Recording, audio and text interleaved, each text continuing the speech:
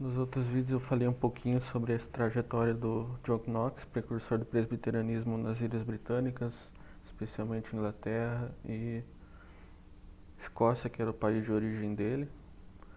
E hoje a gente vai aprofundar um pouquinho mais na história do presbiterianismo, bem por cima, porque se eu fosse falar de todos os detalhes da reforma, a onda calvinista presbiteriana, duraria horas esse vídeo. Então vai ser algo bem sucinto, bem resumido da história do presbiterianismo. Por que é importante a gente estudar um pouco do nosso passado, principalmente religioso, né, da nossa denominação?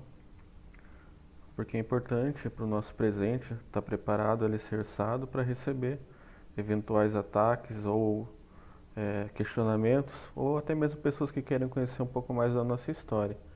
Porque por isso que é importante a gente conhecer nosso passado, alguns pontos importantes, para estar preparado para o presente e para o futuro. Essa é a minha intenção na elaboração desses pequenos vídeos. Como todos já sabem, a Reforma Protestante estourou no século XVI na Alemanha, especificamente com Martim Lutero e posteriormente seus companheiros. Mas ela não parou por ali, né? Teve a segunda onda, que foi na Suíça, com Zwinglio, que faleceu infelizmente um pouco cedo, e posteriormente com Calvino, que aprofundou nos estudos das doutrinas da Bíblia e sobre o governo da igreja e também da vida cristã.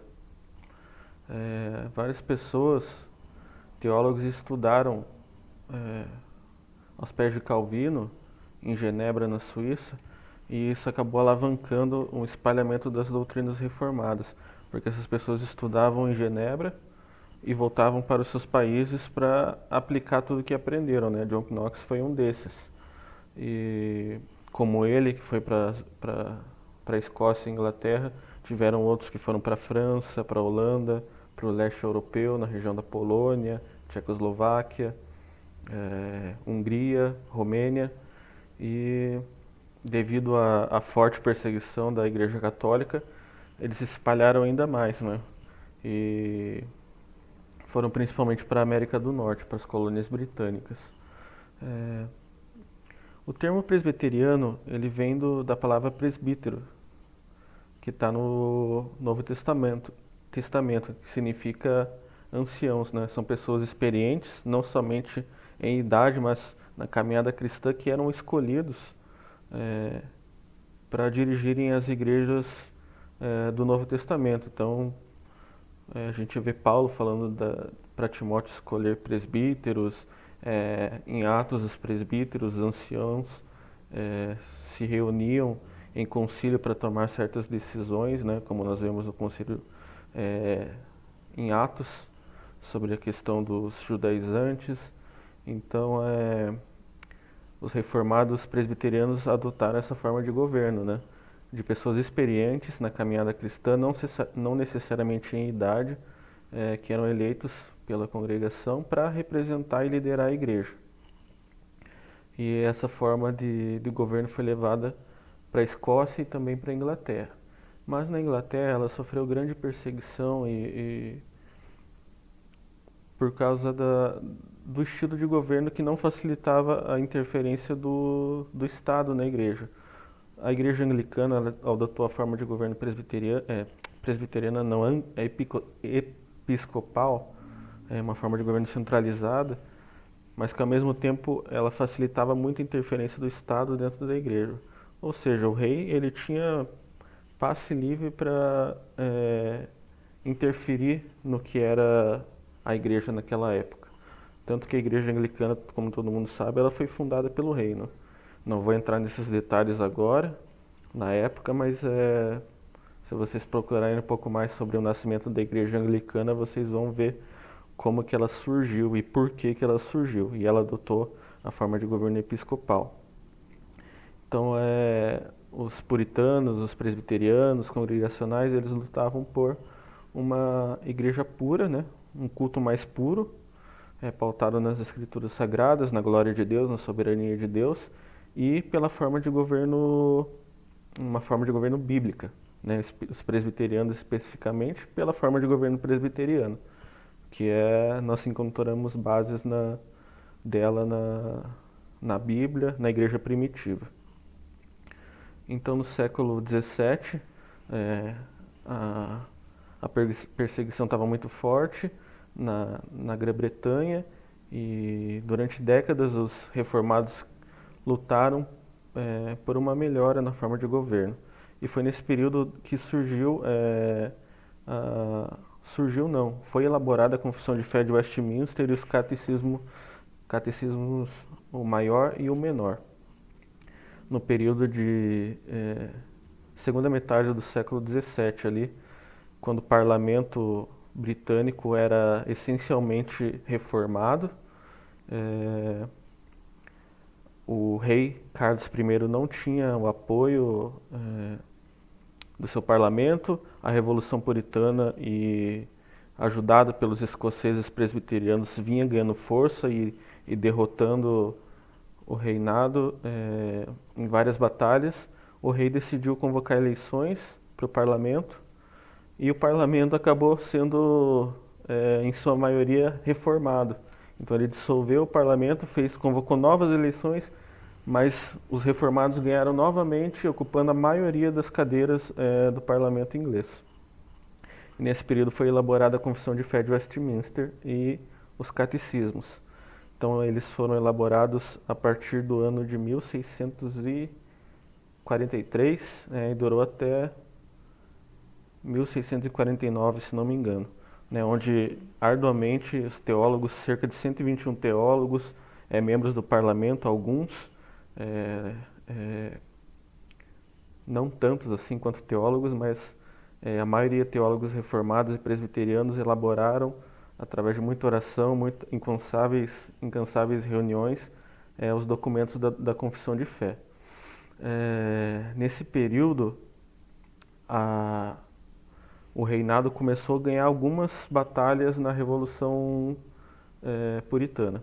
Então, os ingleses pediram apoio aos presbiterianos escoceses, que prontamente decidiram ajudar os ingleses reformados e com uma condição, né, que a reforma fosse total na igreja anglicana, que os preceitos bíblicos fossem adotados, forma de culto e governo da igreja, e também que alguns teólogos escoceses pudessem fazer parte dessa comissão entre aspas, né, desse grupo que elaborou os documentos de Westminster.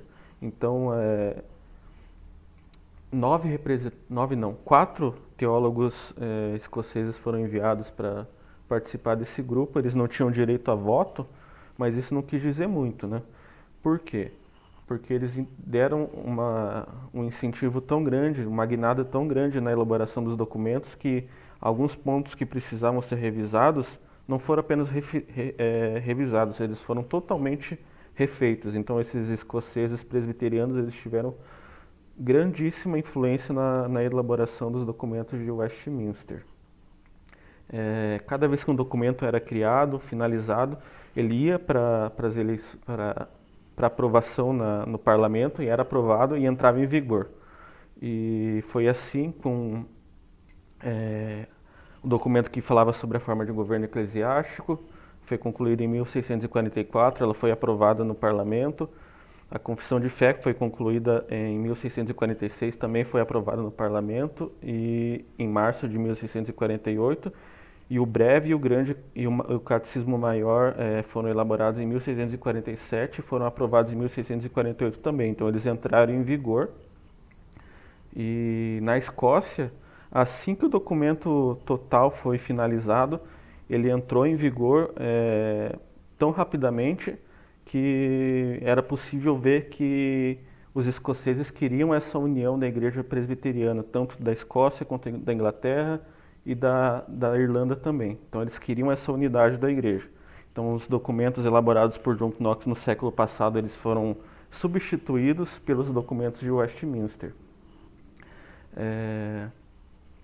Consequentemente, a forma de governo presbiteriana finalmente foi implantada na igreja inglesa. na igreja britânica como um todo, né? Mas alguns anos depois, em 1660, o rei Carlos II assumiu, né? O rei Carlos I foi derrotado, foi decapitado, mas em 1660, cerca de 20 anos ali, não, 20 não, minto, uns 11 anos depois da decapitação e da vitória puritana, o rei Carlos II subiu ao trono e ele restaurou a forma de governo episcopal da Igreja Anglicana. É um ponto ruim, né? Mas se não fosse por isso, o presbiterianismo não teria ido para a América do Norte.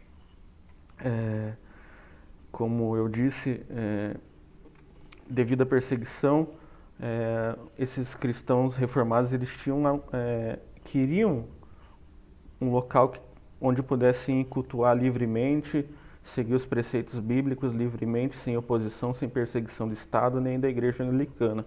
Então eles acharam esse refúgio na América do Norte, né? Tanto batistas, quanto congregacionais, quanto presbiterianos, depois metodistas, foram para as colônias britânicas buscando uma nova terra, uma terra prometida, podemos assim dizer, né, onde eles pudessem cultuar a Deus de forma correta. Especificamente, os presbiterianos, representados fortemente pelos escoceses e irlandeses, eles desembarcaram na região de Nova Jersey, Pensilvânia, e ali eles se estabeleceram, né? Fundando igrejas, o presbitério, posteriormente a Igreja Presbiteriana Americana. Foi desse grupo, né, que veio o missionário, o reverendo Simonton, que veio para o Brasil. Então, da família dele era descendente desses escoceses e irlandeses que desembarcaram na América do Norte, na região da Pensilvânia, Nova Jersey, como eu já falei, Maryland, Virgínia, nas Carolinas. Eles fundaram a cidade de Pittsburgh, que até hoje é a cidade mais presbiteriana dos Estados Unidos. Fundaram inúmeras universidades e, dentre elas, a de Princeton, que foi aonde o reverendo Simonton estudou e foi ordenado.